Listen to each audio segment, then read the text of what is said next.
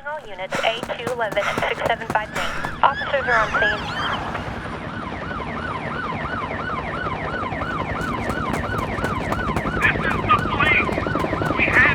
Surrounded. 147 Maple Street.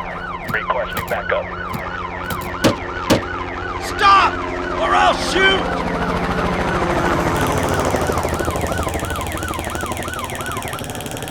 Transport is on the way.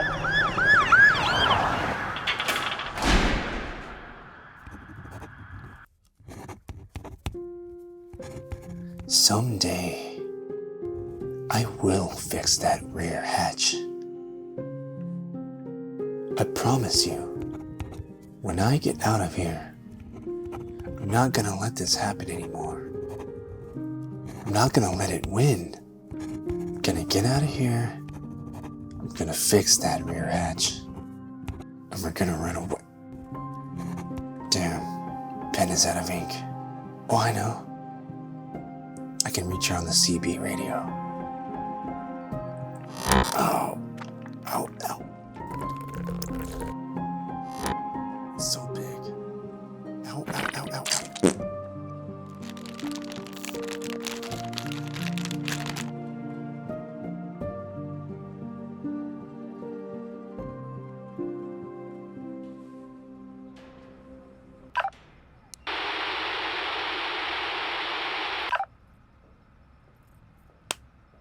Damn. The rumors are true. Nobody uses CB anymore. How can I be so stupid? I should have packed the Baofeng. Hey, baloney butt. I reckon it's time you put that gadget down. Come over here and put my gadget down. Not again.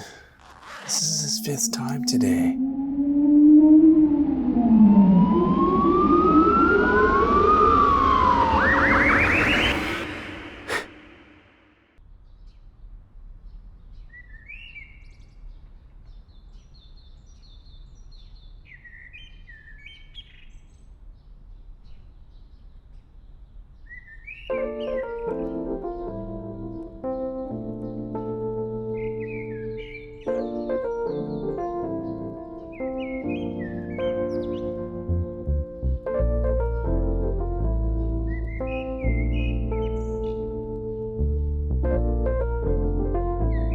Wait, hold on.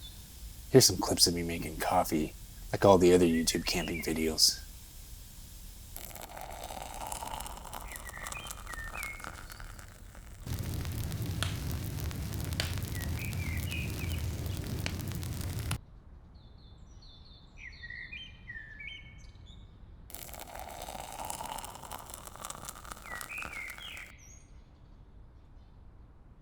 Alright, sorry about that. We recently stopped by an event from the YOLO Wheeling guys. I saw a ton of nice rigs and met some great people. This was the perfect opportunity for us to get out and test some gear. The kids have been dying to go camping already as well, so most importantly, we were able to get out as a family in general. It was my son's first time and his mind was definitely blown. I'll never forget his first time taking shelter in the tents. Okay, bye!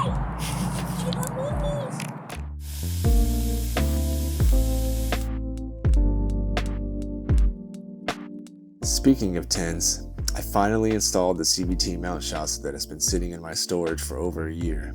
It was the toughest 4 brackets ever, and I should have suckered some more people into helping me lift it. A friend and I got her up there and my back was hurting for a week.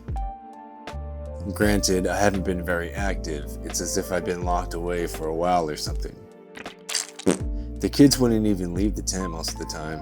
The rooftop tent was for their sake anyways, and I'd say it was definitely a success. I had the pleasure of sleeping in one of the most advanced tents on the market, however, the Ozark Trail. After about an hour of fighting that bad boy, or cheering my wife on as she assembled it, I realized I had to keep her. The tent, not my wife. I mean my wife, not the tent. The rooftop tent is mounted on the Sherpa Belford rack. The install was fairly straightforward, though I got a little OCD when it came to centering it. In the Sherpa pictures, it shows that there is one additional cross member. Apparently that's not the case though. So basically I'm waiting for another cross member and mounting hardware.